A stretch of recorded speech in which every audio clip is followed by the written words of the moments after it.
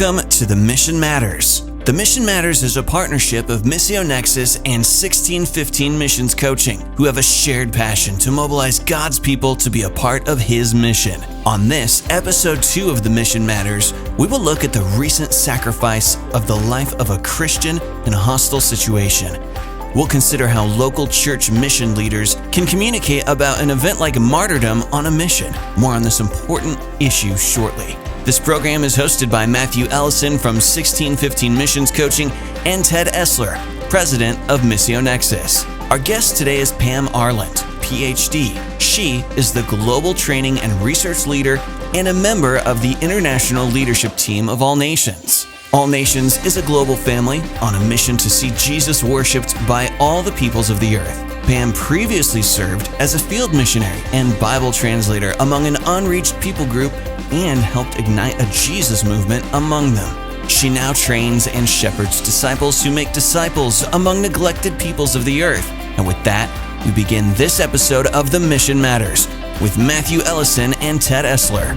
Welcome to the Missions Matters podcast. I'm Matthew Ellison, president of 1615, and I'm with my good friend and co-host, Ted Essler. Ted, it's good to be back with you today. Yeah, it's good to be back, Matthew. Glad we can do this again. Yeah, me as well. Hey, listen, before you introduce our guest and the matter at hand, I'm wondering about shelter in place. What has been most frustrating to you or challenging to you? And what has been a reflex blessing, maybe a silver lining? And then, Pam, we're going to ask you the same question. But so the challenge or the frustration brought on by shelter in place, and then the blessing. Well, I think probably the hardest thing for us has been one of our daughters just bought a house, and she's in Louisville, Kentucky. And she's, a young single woman. She's got all this home help she needs, and we haven't been able to be there for her. So we hope to rectify that soon, but that's probably been the hardest thing, is to just hear about some of the projects that she's taking on without our assistance and help. We'd love to be there helping her. As far as blessings go, I can't say that I missed the travel that we were, on before. It was maybe too much. As I'm thinking about and reflecting on it, maybe I'm learning a little bit about what I need to do to kind of meter myself in terms of the travel. It's really nice, much nicer to be home than I thought it would be. So that's my silver lining. Yeah. So for me, one of the frustrations, it seems kind of petty, but I really miss the gym.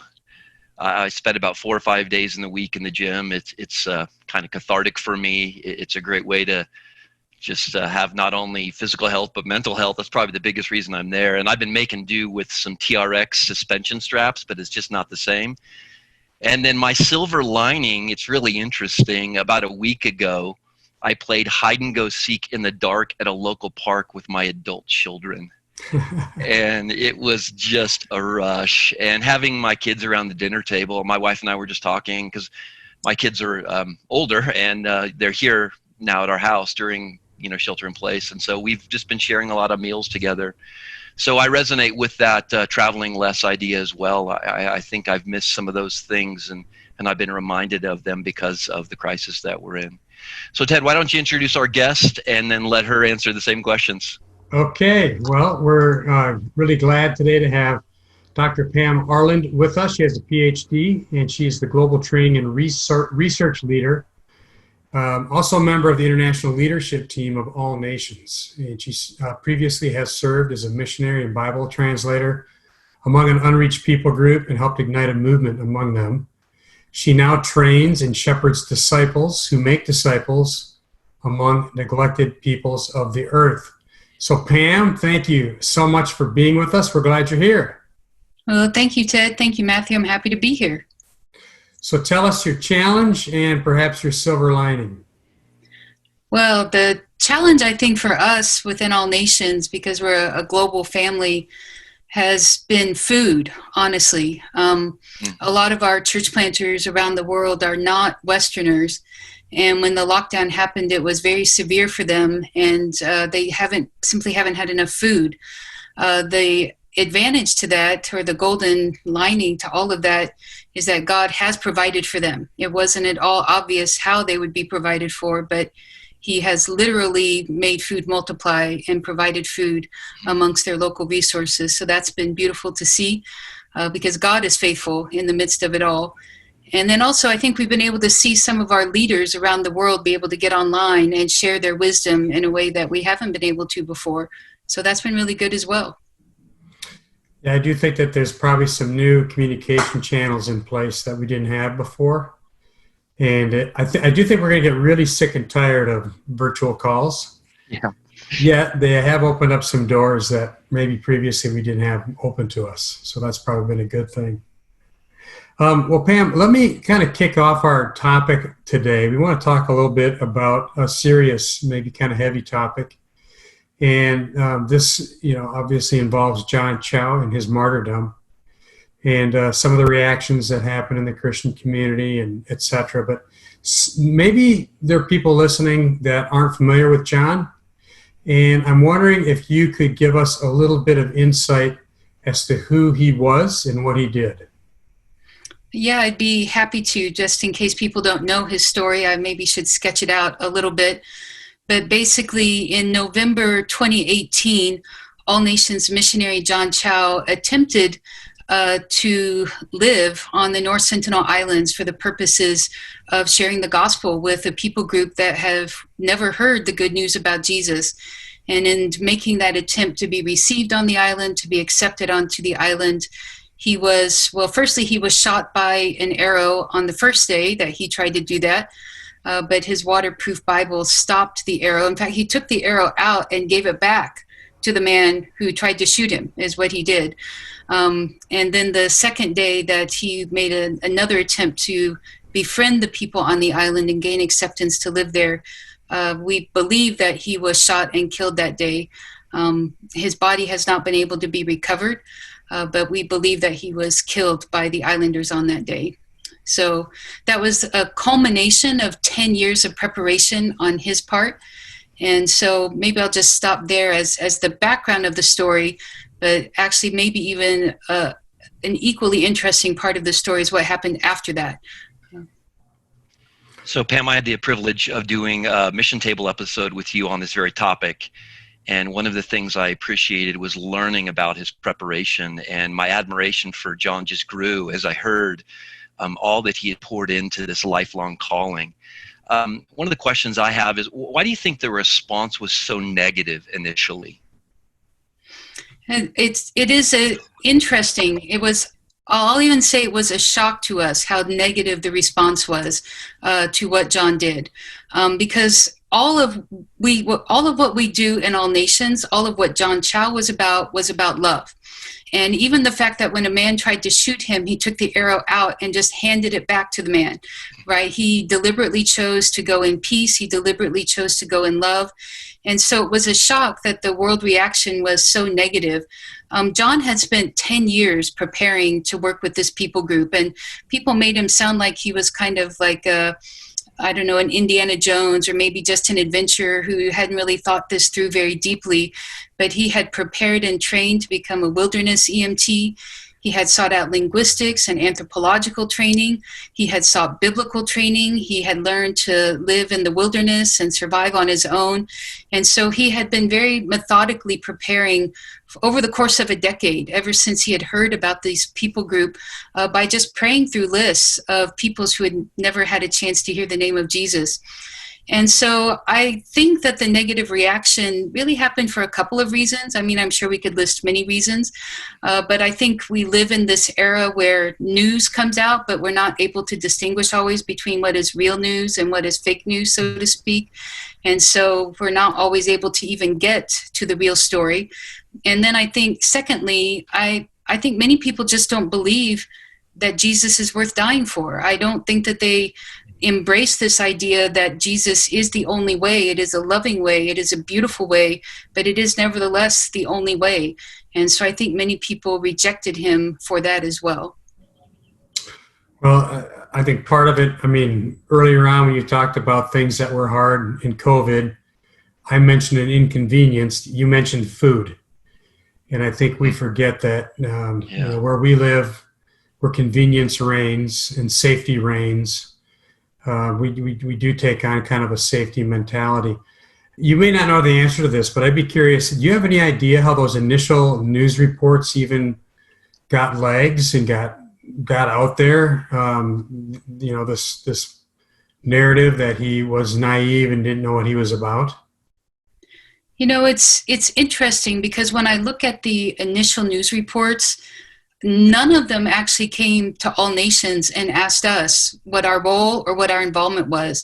And actually, even the early Christian responses to John's actions on the island, none of those people actually came to All Nations, his sending agency, and even asked us any questions or even dug below the surface. So I think that the first stream that the news came out in was a secular stream. It was quite a liberal stream, actually, and they just made their underlying secular assumptions about who the man was.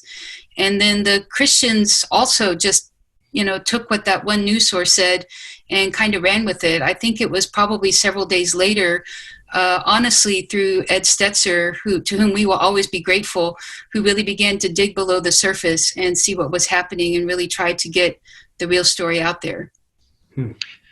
Pam, as I mentioned, I was inspired by his story and really just encouraged by the time and energy and investment he prepared for this calling of his. But I wonder if there are some lessons, some takeaways, of course, honoring John's memory and his courage, but looking at it, hindsight's 2020, as they say. Is there anything that may have been done differently? And I know that's a tough question to answer, but I think some of the people listening, they represent missions organizations or churches. Are there some takeaways from John's life on a practical level that may... All right, you kind of froze up just a second there on the end of that question. Could you repeat it, Matthew? Sure. They'll have to edit that part, I guess. Yeah. Are there some practical takeaways? I'm sure there's missions orgs that are watching this and church leaders and, of course, honoring his life, his courage. But are there some practical takeaways that they may want to consider as they send their own people to the unreached and the unengaged? Yeah, I think as people send their own beloved, right? They send their sons and daughters. They send the ones from their church that they love and care for, that they should do everything they can to mitigate risk. And I'm not going to go into the details of how All Nations did that, but we did. We did a lot of time, a lot of years doing research, a lot of time consulting the experts all over the world. But I think the part that we honestly weren't prepared for was what would happen in the backlash, especially the media backlash that we got. And I would say that people need to be much better on the front end of articulating not only to believers why they're doing what they're doing, but also being able to articulate to non-believers why we do what we do, and to prepare for that and to even practice for that. And that was the part that we in All Nations had not prepared for as well as we probably should have. And we probably honestly should have had a much bigger emergency fund. We had what we thought was quite a large emergency fund, but we blew through our emergency fund about 4 times in the course of trying to deal with mostly the media backlash that happened afterwards. So I think to prepare how to share the message and then just to also prepare financially and to begin to create relationships with experts in the media, in the law, because you will need their expertise when those moments come as well. So now's the time to build those relationships. I like to remind, especially believers, that if you believe in freedom of speech, and if you believe in freedom of conscience, that people have a right to make their own decisions about what they believe, those two rights are part and parcel of what it means to be a missionary. And how anybody could so quickly jump on the bandwagon that he had done something wrong because he was trying to present a message to these people who would then be free to receive it or reject it, do whatever they want with it, that he doesn't have a right to say those kinds of things.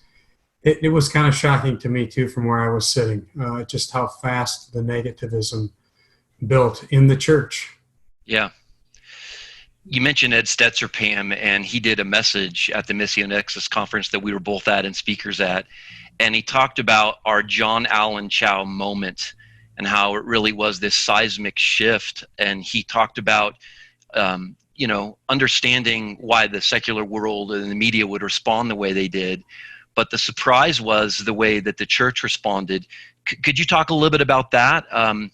the church's response and how you process that as an organization? Yeah, Ed Stetzer's thought about the entire situation has been very good and very helpful.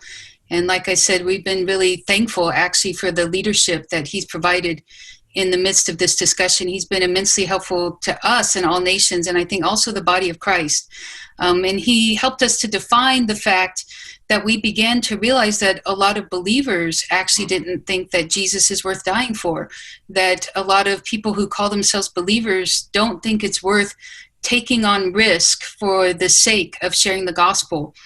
And I would say in the midst of the sifting that began to happen during that time, some people that we thought were our friends in all nations turned out to not be our friends.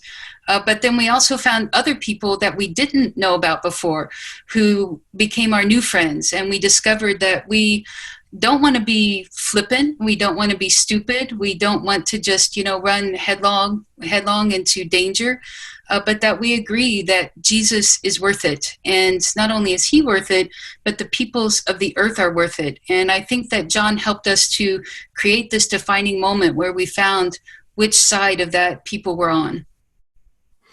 Well, to me, it's also, this is a little self-serving, I know, because I'm with Missio Nexus, but it's another reason why we need to have a strong missions community, so that we can rally around each other and inform each other about what's really happening, perhaps even behind the scenes that we might not want out there in the general public, but that we want other mission leaders to know about. Yeah. And, now is a time for us all as leaders to be thinking about the relationships that we would rely on in times of crisis.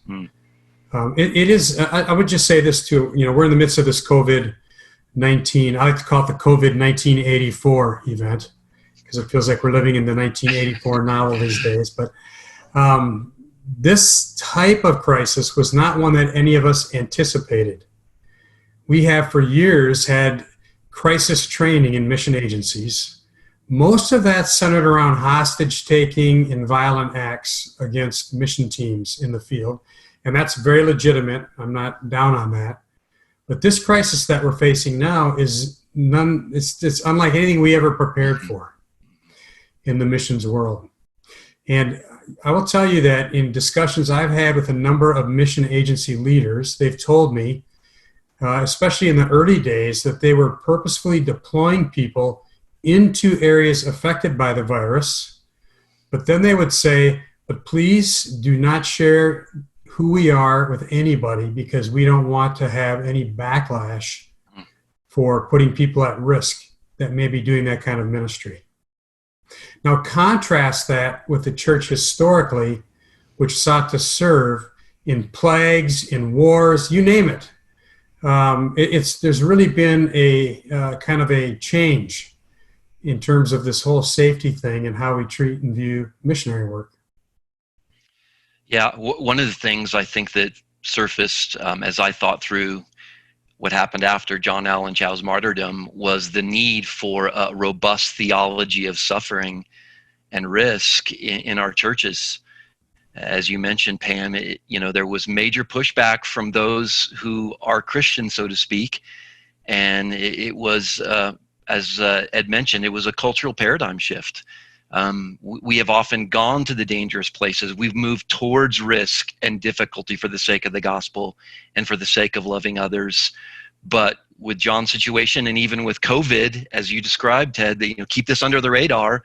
There's now hey, we need to pull back. I think these are interesting days. Yeah, I think we take risks because we love.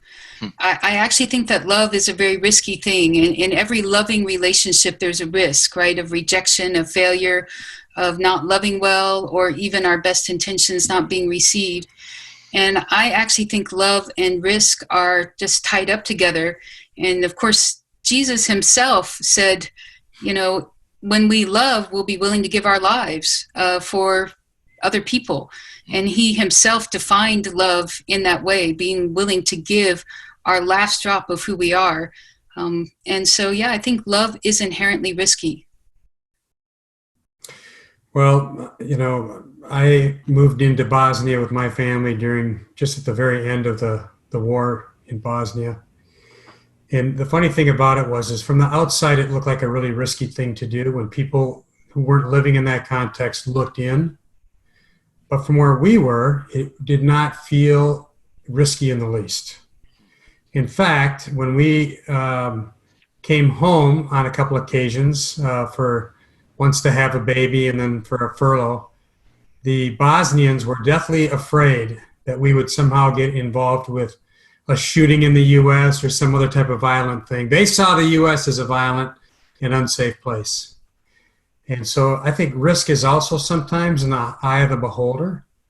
And that what may feel really risky from an outside perspective, if you're in the midst of an event, it may not be quite as risky. But certainly we live in an era where there is so much emphasis on safety and duty of care that we got to be asking ourselves also, you know, what risks are we willing to take that others may know Christ? And I would sure hope that we'd be willing to take substantial risks.